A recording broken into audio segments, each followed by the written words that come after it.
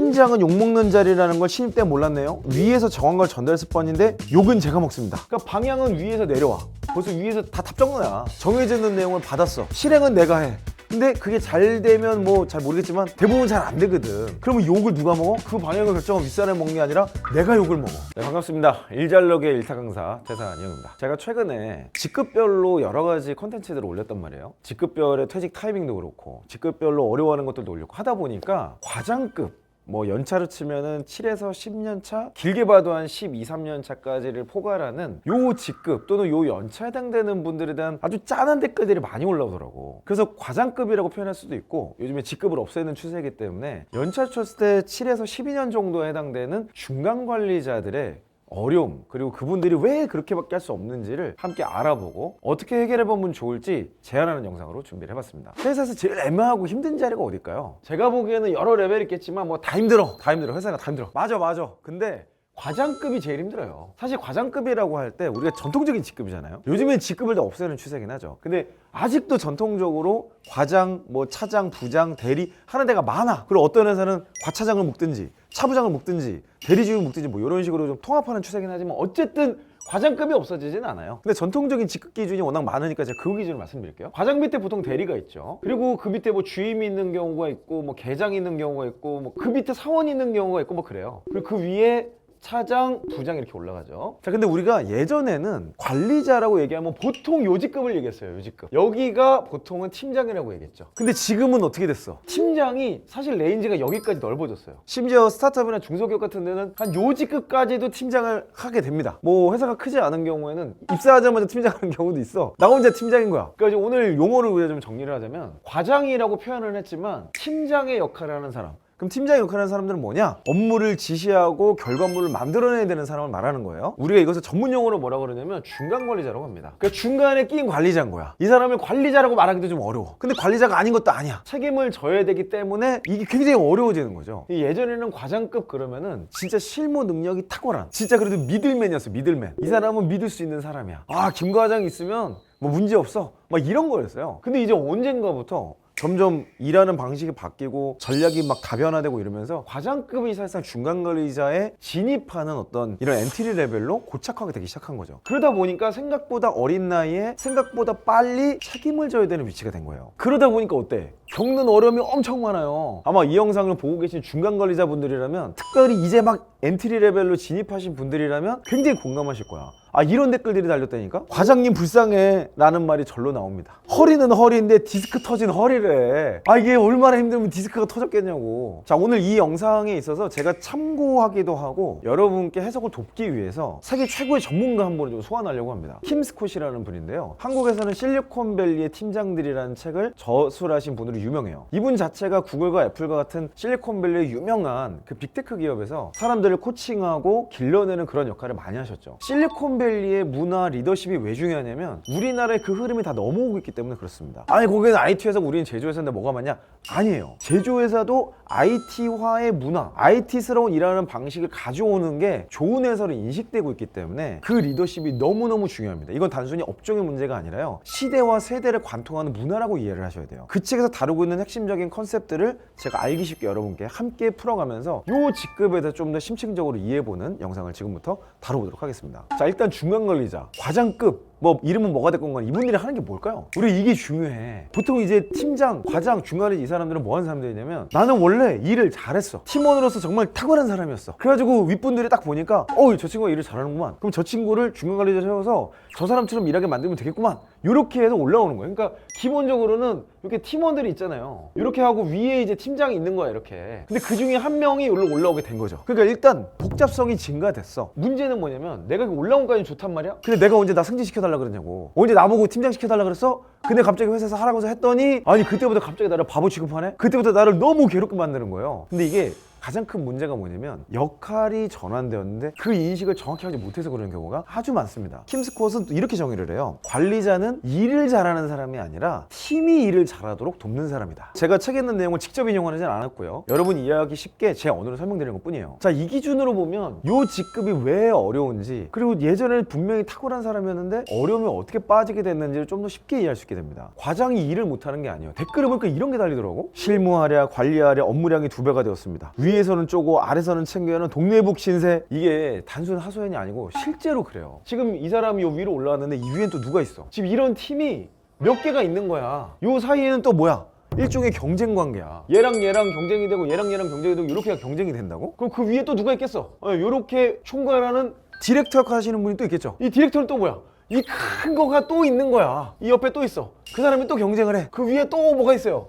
그 위를 관통하는, 아이고 그러지도 못하겠어. 임원분이 있다고. 그 임원이 옆에 또 막 뭐 이러니까 어려워지는 거지. 근데 지금 이 팀장 때 중간 관리자들이 처한 현실은 뭐냐면요, 예전에는 관리자 그러면 진짜 관리라는 사람이었어. 관리라는 게 뭐야? 업무 지시하고 혼내고 뭐라 그러고 회식하러 다니고 막 그러면서 막 이렇게 놀면서 뭐 이런 사람인 줄 알았어. 그러니까 다들 승진하고 싶어 했지. 근데 지금 관리자 엔트리 레벨에 있는 관리자는 뭐냐면 실무를 안 할 수가 없어요. 실무를 안 하는 관리자가 일을 잘하는 관리자가 되기가 어렵습니다. 왜냐면 레벨이 낮아졌잖아. 예전에 차부장이 하던 거를 지금 과장급이 하고 있는데 당연히 어렵지. 그리고 과장이 실무에 원래는 마스터거든요. 실무에 마스터해야 될 사람이다 보니까 그 팀에서 가장 에너지가 짱짱한 사람이야. 그러니까 실무를 하면서 부하 직원도 키워야 되는 이중고에 빠지게 되는 거죠. 그래서 과장은 실무도 하고 소통도 하고 조율도 하고 또 뭐예요? 욕도 먹는 거예요.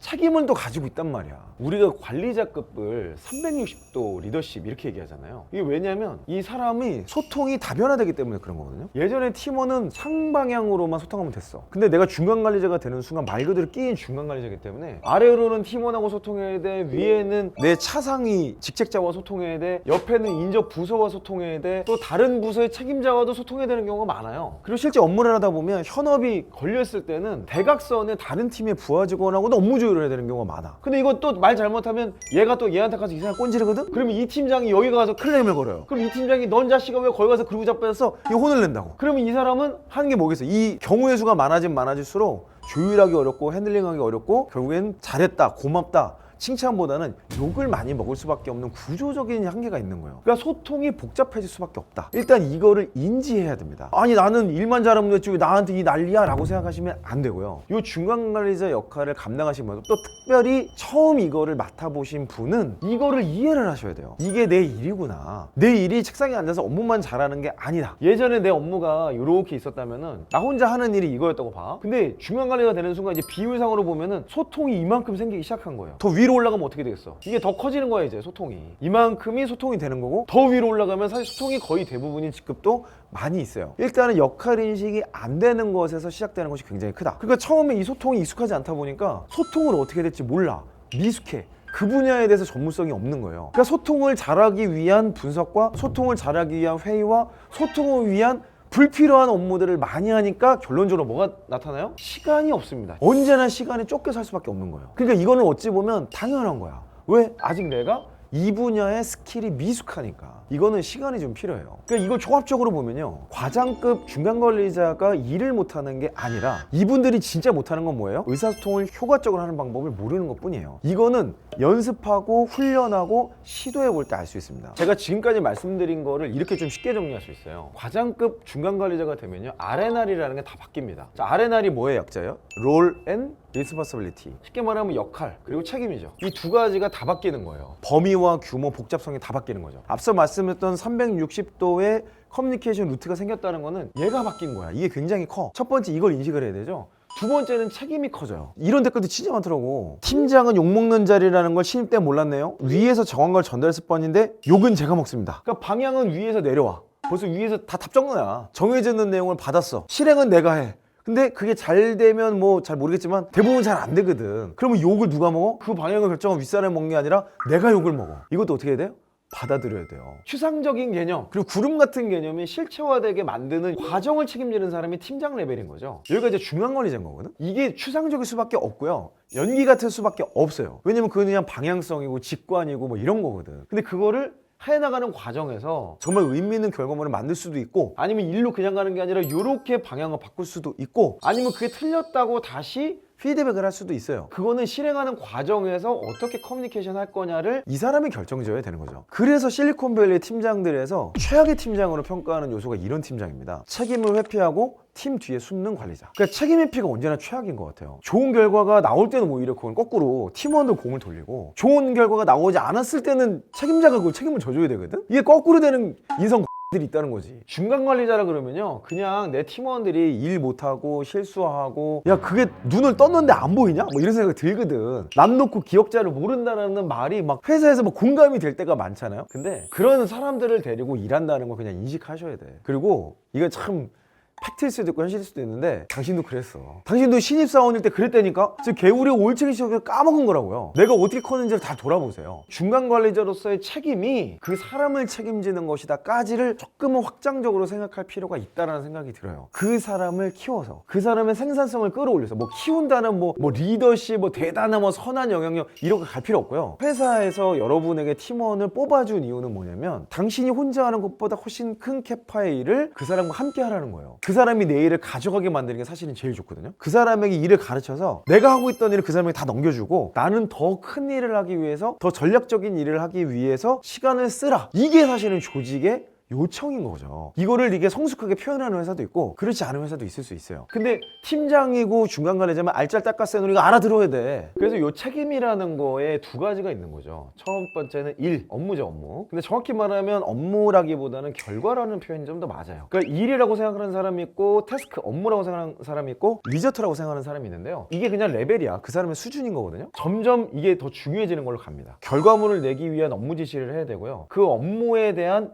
일이 무엇이냐는 속성을 디테일하게 잡아주는 게 팀장의 역할이 되는 거죠. 두 번째는 사람이야, 사람. 그러니까 이 사람을 책임진다는 건 뭐냐면, 이 사람이 어떻게 일을 하는가에 대한 프로세스, 그리고 업무 규칙, 뭐 규정 같은 거죠. 그리고 소통을 잡아줘야 돼요. 언제 어떤 식으로 보고해라, 어떤 식으로 나랑 조율하자, 이런 기준을 잡아주는 사람이 팀장이 굉장히 중요한 책임이 있다는 거죠. 이런 것들을 하나하나 잡아나가서 팀원이, 여기 있던 이 사람이 스스로 일할 수 있도록, 그 사람이 주도권을 넘겨받을 수 있도록 환경과 구조를 만들어주는 게 팀장의 너무 중요한 책임이라는 거예요. 처음에 이제 말귀 못 알아듣고 막 있으나 마나한 팀원일 수는 있는데, 그래도 계속 시켜야 돼. 일 시켜놓고 옆에서 내가 다른 일을 하더라도 시켜놓고 피드백 받고, 시켜놓고 피드백 받고 이러면서 조금씩 교정을 하다 보면 어느 순간 이 사람이 잘하지 않는 것 같아도 콩나물 시루에 물자를 주듯이 그냥 계속 물을 붓는 거거든. 그럼 어느 순간 이 사람이 딱 캐치를 해요. 그리고 내 업무에 어느 정도를 빼갔는지를 점검을 해야 돼. 근데 여기서 이제 팀원분들이 기억하셔야 될 게, 팀원들은 진짜 이거 잘 따라가야지. 팀장님이 여러분을 위해서 진짜 인생 갈아놓고 있는 거거든. 그러면 팀장님의 업무를 어느 정도 가져와 줘야 될 거 아니야? 근데 거기서 이제 개념 없이 이거 뭐 팀장님 일이니까 뭐 허허 이러고 자빠져 있으면 안 된다니까. 조금씩 내가 팀장의 역할을 가져온다는 거 생각을 해야 돼요. 그러니까 이제 많은 분들이 이런 생각을 해요. 나 이럴 거면 난 팀장 안 할래. 팀장 뭐래? 우리 팀장 보니까 연봉도 안 오르고 일만 개떡같이 많아지고 혼자 일 다 하는 것 같아. 회사는 저 사람이 다 하는데 왜 연봉을 그 사람이 더 많이 받는 거야? 그러니까 난 그냥 안 할래. 이렇게 생각하는 경우가 있는데, 결국에는 연봉은 직급 레벨, 직책 레벨에서 결정난다 그랬죠. 연봉이 물론 직무나 이런 산업 같은 특징이 커요. 근데 동일 산업, 동일 직무라는 전제 하에서 결국 연봉의 레벨을 결정짓는 거는 이 하이어라키가 있잖아요. 위아래 레벨이라는 게 있거든요. 이걸 결정짓는 게 결국 직책인 거예요. 팀원 위에 팀장이, 용어는 좀 다를 수 있지만 그 위에 디렉터가 있는 거고, 그 다음에 임원이 있는 거예요. 그 임원 중에 짱이 CEO인 거죠. 원래 CEO라는 것도 그냥 치프 오피서의 한 종류인 거거든요. CHO, CRO, CMO 다 같은 임원 레벨인 거예요. 그러니까 크게 보면 지금 현재 글로벌은 4가지로 규정을 하는 것들을 많이 볼 수 있습니다. 그러니까 여러분들이 여기에 머물잖아요. 연봉은 여기서 여기까지밖에 안 올라. 실적에 따라 성과급이 좀 더 많이 주어지고 적게 주고 이럴 수 있겠지만, 그 성과급의 레벨도 이 사람이 훨씬 커요. 그러니까 결국에는 위로 올라가는 것이 여러분의 커리어와 연봉과 주도권과 이런 걸 넘어가는 다 도움이 되기 때문에 이 과정은 반드시 거쳐야 된다는 겁니다. 지금 제가 말씀드리는 부분이 뭐냐면, 지금 여기를 얘기하는 거예요. 여기. 이게 왜 어렵냐면, 이 레벨이 한 번씩 올라갈 때마다 진통을 겪어요. 이게 다 진통을 겪게 돼 있거든요. 역할이 다 다르기 때문에 그래요. 근데 제일 어려움이 이때인 것 같아. 왜냐면 아직 내가 스코업이 작어. 이런 표현이 전 되게 멋지다고 생각했는데, 지금까지 내가 잘했던 일은 팀장이 되는 순간 더 이상 내 일이 아니다예요. 내 일이 아닌 거야. 그 일은 나보다 그 일을 잘할 팀원에게 넘겨줘야 돼. 그런 팀원이 없어요? 팀원을 찾아와야 돼. 그런 팀원이 다른 팀일 수도 있고, 회사 외부일 수도 있고, 아니면 지금 일을 못하는 이 팀원일 수도 있어. 얘를 키워가지고 나만큼 하던가 나보다 잘하게 끌어올리는 거가 팀장의 중요한 책임이라는 거죠. 이럴 때 인적 자원 관점에서 보면 어떤 결과가 있냐, 회사 입장에서 보면 그러니까 쉽게 이렇게 생각하면 돼요. 이 연봉을 받는 사람이 했던 일이 이 정도인데 같은 연봉에 생산성이 2배가 올랐네? 그럼 연봉은 2배 주진 않잖아. 그러니까 연봉을 올려주고 승진시켜줘도 회사는 생산성이 커지는 거예요. 이게 1명, 2명이면 큰 티가 안 나겠지만 10명, 20명, 100명, 200명 되면 회사 입장에서 어마어마한 차이가 나는 겁니다. 그러니까 이 생산성을 끌어올린다는 측면에서 중간 관리자, 곧 팀장급, 과장급에게 요구하는 게 이런 역할이라는 거죠. 이런 책임과 역할을 지속적으로 부여하고 그걸 잘하는 사람들을 요 다음 단계로 끌어올리는 게 인사 시스템이라는 거예요. 이렇게 인사가 또 안 되는 회사 있어. 맞아. 뭐 그런 회사도 있고, 또 팀장 중에 팀원들을 경쟁자로 이익해가지고 막 찍어 누르고 막 너 뭔데 이렇게 일을 잘해 뭐 이런 분이 있어. 말은 그렇게 안 하겠지만, 넌 자식아 뭐 안다고 네가 뭐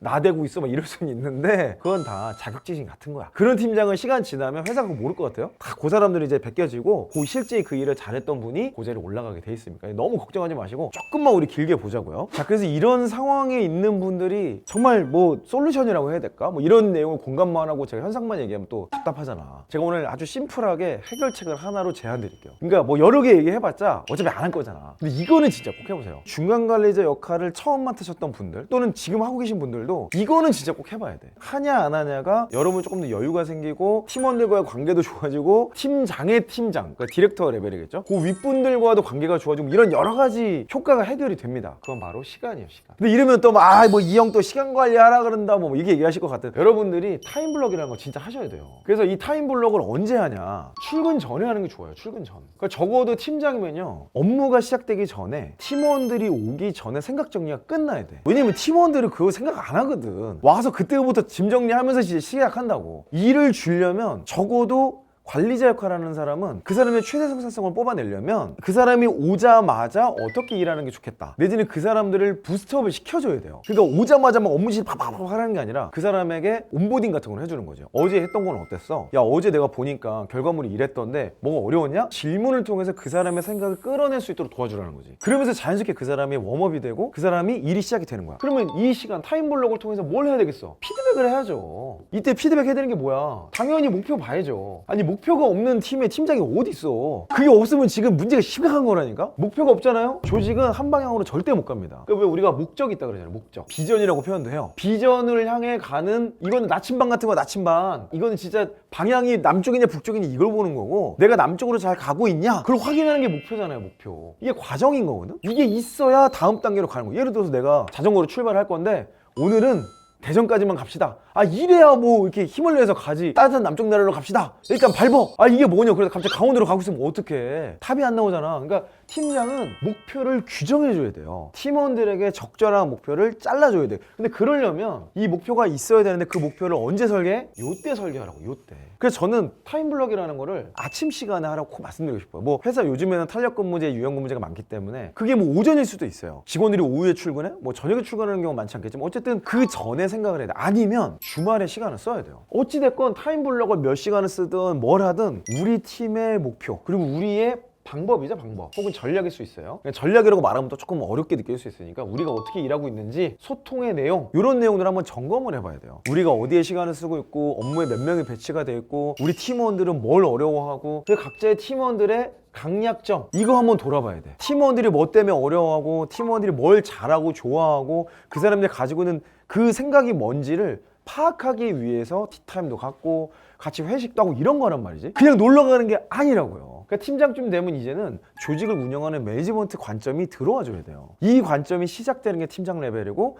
팀장에서 그게 잘 훈련된 분들이 그 다음 단계 디렉터, 본부장 이 레벨로 올라가는 거라고요. 그래서 디렉터와 본부장 레벨은 돼야 시장에서 전문성이 있다고 인정을 하는 거예요. 팀장 레벨에서 시장에서 전문가라고 얘기하는 경우는 없습니다. 그거는 그냥 실무를 좀 총괄해봤구나, 리드 정도를 해봤구나, 일 잘하겠네, 요 정도는 되죠. 그러니까 중소기업에서 팀장을 했던 사람은 대기업이나 중견기업의 팀원 레벨로 이직이 되게 잘 돼요. 왜냐면 자기 업무는 당연히 잘할 거고, 여러 사람을 이끌어봤던 경험이기 때문에 희소한 경험이거든요. 근데 시장에서 전문가라고 인정하는 레벨까지는 아니다. 그럴 만한 시간적인 여유나 연륜이나 네트워크, 경험의 패턴이 충분히 충족되지 않았다고 보는 경우죠. 그러니까 이 다음 단계로 넘어가기 위해서 정말 중요한 거는 이 타임블럭이라고 말씀드리고 싶어요. 이걸 시간을 언제 잡을 거냐? 그건 여러분의 상황에 맞게 하세요. 하여튼 확실한 거는 한 주가 시작되기 전, 혹은 그날 하루가 시작되기 전, 요 시간대를 꼭 잡을 필요가 있다. 만약에 내가 이 아침에 도저히 자신 없어, 그럼 언제 겠어? 퇴근하고 밤에 자기 전에 하는 거야. 중요한 거는 제가 타임블럭이라고 말은 했지만 어느 레벨인가에 정해놔야 돼. 가로 세로 어딘가에 정해놓고 그 시간대 그걸 정리를 해서 소통할 수 있는 형태로 정리를 할 필요가 있다. 요거를 말씀드리고 싶어요. 그래서 저는 이거를 매일 아침에도 하지만 밤에도 하고요, 주말에도 합니다. 그리고 월 말에도 해요. 그래서 그걸 꼭 문서로 정리해요. 그래서 우리 팀원들과 직원들에게 공유할 만한 문서를 텍스트로 쭉 만들고 일종의 편지처럼 그런 내용을 만들고 그 문서를 보내줘요. 그리고 나서 그 사람들을 또 불러 모아서 그 문서에 대해서 설명해줘. 그 문서를 읽어보면 알겠지만 내가 이걸 작성하면서 느낀 점, 깨달은 점, 우리가 이렇게 나가면 좋겠어 라고 생각하는 문서로 정리가 내 생각이 정리가 되고 읽는 사람도 혼동의 여지가 없어요. 내가 말로만 하잖아? 그러면 이 사람이 듣고 싶은 것만 들어. 그리고 나는 분명히 아라고 말했는데 어라고 알아듣는 경우가 많아요. 그러니까 문서화를 해놓는 능력이 이때부터는 정말 중요해진다라는 것들을 다시 한번 강조드리고 싶습니다. 네, 오늘 이 과장급, 팀장급, 또 중간관리자 처음에 진입하시는 분들의 어려움과 이걸 어떻게 하면 해결할 수 있을까에 대한 몇 가지 내용들을 알아봤는데요. 사실 이 시기부터 더 바빠지고 심리적으로 쫄리고 이전에 없었던 새로운 평가 기준들이 들어온 것 같고 뭐 이런 심리적 압박감이 되게 많은 시기이긴 해요. 그럴 때일수록 다양한 관계를 형성하고 조급하게 생각하지 마시고 나 역시 성장하는 과정이다 라고 생각하시는 게 훨씬 더 중요한 때가 아닌가 싶습니다. 사실 이 멘탈 관리라는 건요, 뭐 취준 때도 있지만 모든 직장인들, 모든 대표님들, 모든 임원급들 모두에게 필요한 것 같아요. 사실 멘탈 관리가 제일 필요한 게 누군지 알아? 대표야, 대표. 이거 멘탈 관리가 안 된다니까 진짜로. 어쨌든 이제 고1부 영역을 시작했다 이렇게 생각해 보시고 앞으로 내가 맞닥뜨릴 상황들, 관리해야 될 멘탈, 팀원들, 경우의 수, 이게 복잡하고 깊어지는 거를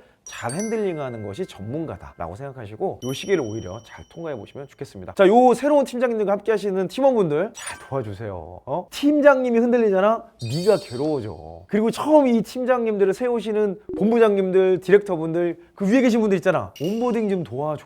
내가 팀장 때 어떻게 힘들었는지, 그때 내가 어떻게 갔는지 한 번씩 티타임 좀 해줘. 별것도 아니에요. 요즘에 뭐가 어렵냐? 야, 누가 일을 잘하냐? 팀원들 얘기도 좀 물어보고, 목표가 어렵진 않냐? 성과만 압박하지 말고, 그렇다고 성과를 뭐 얘기 안 하면 안 되겠지만 그 사람도 좀 케어를 해주면 이분들이요 원래 일 제일 잘하던 사람들입니다. 이 사람들이 감을 딱 잡는 순간 그 사람이 일했던 캐파가 빡 커지는 거라는 거죠. 결국에는 디렉터, 본부장님이 당신들이 할 일이 그거잖아. 여러분들을 위한 영상은 또 다음에 다뤄보도록 하겠습니다. 새로 팀장 맡으신 분들, 또 팀장 역할을 하고 계시는 분들 응원하면서 여러분이 계속해서 함께 성장할 수 있도록 저도 콘텐츠를 만들고 함께 하도록 하겠습니다. 여러분 파이팅 하세요.